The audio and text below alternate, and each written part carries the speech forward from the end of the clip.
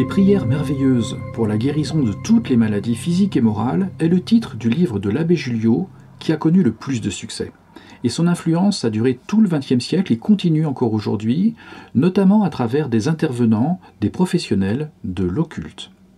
Et le titre, ainsi que le contenu, peut faire ressembler à un livre plutôt religieux que ésotérique ou occulte.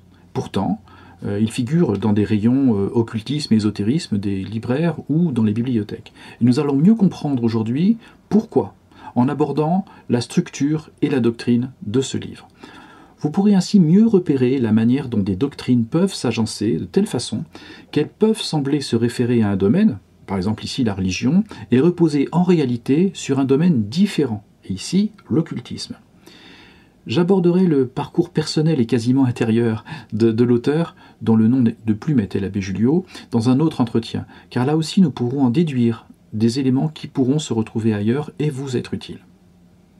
Avec le titre de cet ouvrage, on comprend que l'auteur veut ratisser large. Qui n'a pas envie de guérir ou de voir guérir, que ce soit soi-même ou des proches, de maladies, alors qu'elles soient physiques ou morales, c'est-à-dire avec des termes d'aujourd'hui, on dirait des blessures intérieures. Évidemment. Et si en plus il suffit de prier, ça semble très simple. Et par-dessus le marché, si c'est un abbé qui signe, dans une France chrétienne de l'époque, tout le monde se sent concerné. Aujourd'hui, on est dans une période peut-être un peu plus suspicieuse, on dirait peut-être qu'il est cynique, peut-être qu'il est démagogue, le fait qu'il soit abbé n'aurait aucune espèce d'autorité, il veut plaire à tout le monde pour faire de l'argent, quoi. Mais là, on s'attaquerait à la personne et à son intention, et c'est pas forcément comme ça, sur ces critères-là, qu'il faut considérer les choses. Nous y reviendrons donc dans un entretien suivant. Mais qu'est-ce qui est proposé exactement comme enseignement, comme doctrine, comment c'est structuré, sur quoi ça se base ? Il propose une théorie opérationnelle, c'est-à-dire il installe un système de compréhension et introduit une méthode pratique à la portée a priori de n'importe qui.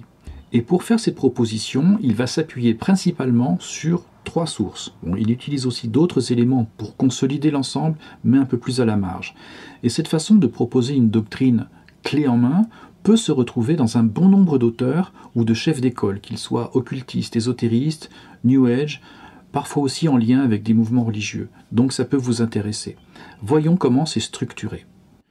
Les 3 sources principales seront, chez l'abbé Julliot, le spiritisme, le christianisme et la radiesthésie. Il va aussi se référer un petit peu à la théosophie, un petit peu à la kabbale, pas toujours en les nommant. Pour le spiritisme, ça occupera la fonction d'une théorie générale et métaphysique, ou la fonction d'une sorte de théologie, si vous voulez.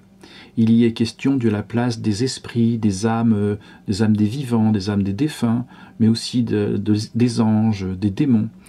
La théorie spirit, à l'époque, était très en vogue, elle venait d'être élaborée, elle a rencontré un franc succès populaire.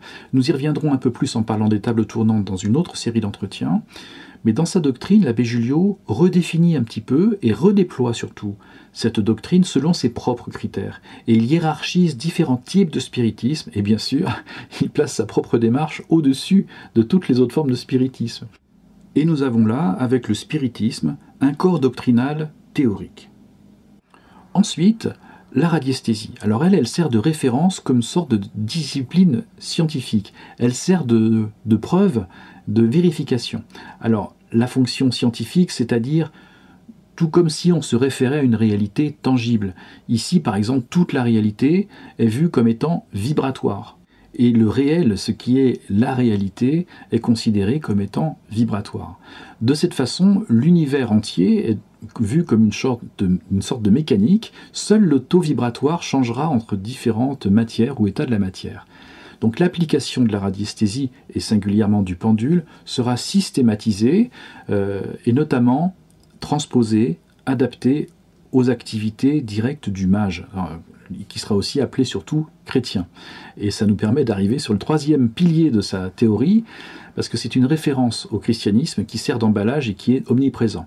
Alors je précise qu'à l'époque, tout le monde, ou presque en France, était catholique, donc on comprend l'intérêt aussi du titre de l'ouvrage et aussi du titre de l'auteur, l'abbé Julliot. Et il est question de prière. Ça sonne chrétien. Et cette référence culturelle est très rassurante et elle est en tout cas omniprésente au sein de l'œuvre comme un environnement nommés, à travers les différents noms utilisés. On y parle de Jésus, des saints, de la Vierge, d'anges qui sont cités également dans la Bible. Donc la patine est crédible concernant les références utilisées. Et si on a l'impression que l'on flirte avec une forme d'occultisme en utilisant des prières pour chasser les démons, puisqu'il s'agit de ça, on est immédiatement rassuré par le discours explicitement chrétien, mais par contre donnant au christianisme une coloration toute nouvelle, faisant par exemple de Jésus un médium spirit, l'exemple qu'il faut suivre. Et si on vient à cette doctrine par le biais de la volonté de faire de la magie, on a l'impression que le secret du mystère chrétien, in fine, c'est la magie. De plus, la prière est au cœur de la pratique, jointe aussi à l'utilisation du pendule. Alors, pour asseoir ce discours autour de la prière qu'il utilise d'une manière systématique, mais d'une certaine forme de prière bien précise, tout le discours qui se réfère à l'Église va dire que l'Église catholique a perdu son héritage, ou bien qu'elle le dissimule. Alors peu importe si c'est l'un ou l'autre, si elle le cache ou si elle l'a perdu, le but de toute façon, c'est, en affirmant ça, de lui ôter toute autorité sur ce qui sera dit par lui, par l'abbé Julliot. Lui, il se place encore une fois au-dessus des autres systèmes, parce que là, dans le christianisme, c'est le même procédé qui est utilisé que pour le spiritisme. Voilà donc les trois piliers de sa doctrine. Nous avons donc une théorie, une pratique et un cadre culturel, une ambiance générale. Le tout, en fait, propose un culte, une manière de pratiquer une religion qui peut séduire pas mal de monde, et puis surtout des chrétiens notamment.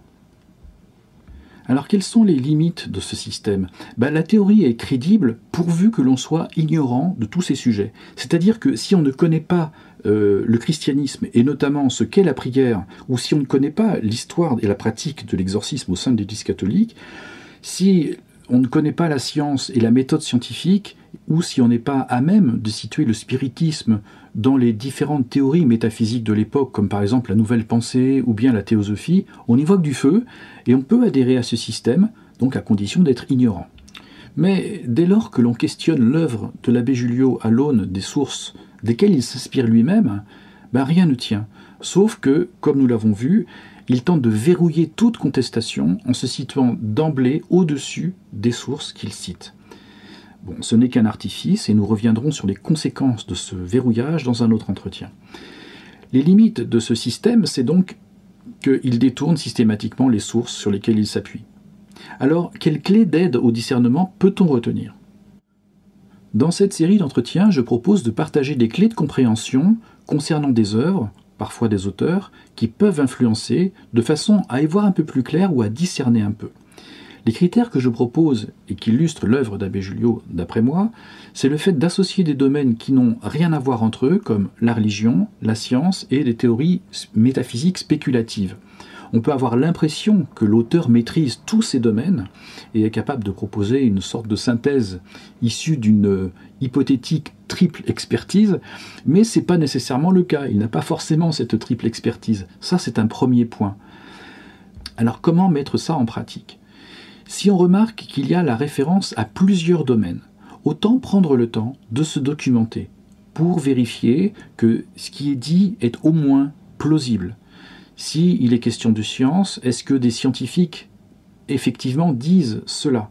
Si on parle d'une religion, est-ce que ce qui est dit est vérifiable dans l'histoire, dans la doctrine et de quelle manière ? Ou auprès de qui ? Et si on s'appuie sur une théorie spéculative, est-ce qu'en effet cette théorie va dans le sens de ce qui est affirmé par l'auteur ?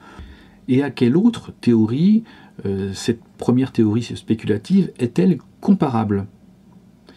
Lorsque vous connaissez au moins une des disciplines concernées et que ce qui est dit est manifestement une interprétation purement personnelle, voire fausse, ou bien encore délirante, il y a de grandes chances pour que les autres disciplines convoquées soient également tordues, forcées, pour entrer dans la vision que cherche à partager ou imposer l'auteur. Et ça peut être aussi fait en toute bonne foi, je le précise. Un autre aspect que je souhaite souligner, c'est qu'en fait, à travers cette pratique que propose l'abbé Julliot, il est question plutôt de magie et non de religion. Et par définition, la magie n'est pas une activité très catholique, c'est le cas de le dire. Alors je reviendrai sur la magie dans la série en cours qui s'appelle La fréquentation de l'occultisme. Parfois, la magie se présente comme telle, mais en fait, c'est pas vraiment de la magie. D'autres fois, elle se dissimule, comme c'est le cas ici, mais parfois aussi, elle nous concerne sans qu'on s'en rende compte. Et parfois aussi, on en fait volontairement, et nous verrons ce qui se passe. Donc si vous voulez ne rien rater de tous ces épisodes-là, abonnez-vous à cette chaîne, cliquez sur la notification pour être au courant de chaque parution, c'est immédiat. C'est gratuit et sans obligation d'achat. Voilà, voilà. Bon, aujourd'hui, il était surtout question de repérer la manière dont des personnes peuvent vendre des pratiques potentiellement dangereuses à des personnes qui, elles, sont pleines de bonne volonté, mais surtout crédules et par-dessus le marché, souvent ignorantes. Et nous verrons en l'espèce que ces dangers ne s'arrêtent pas à la mise en œuvre des livres de l'abbé Julliot, en étudiant sa personnalité. C'est pas du teasing, ça? À bientôt. Allez, salut.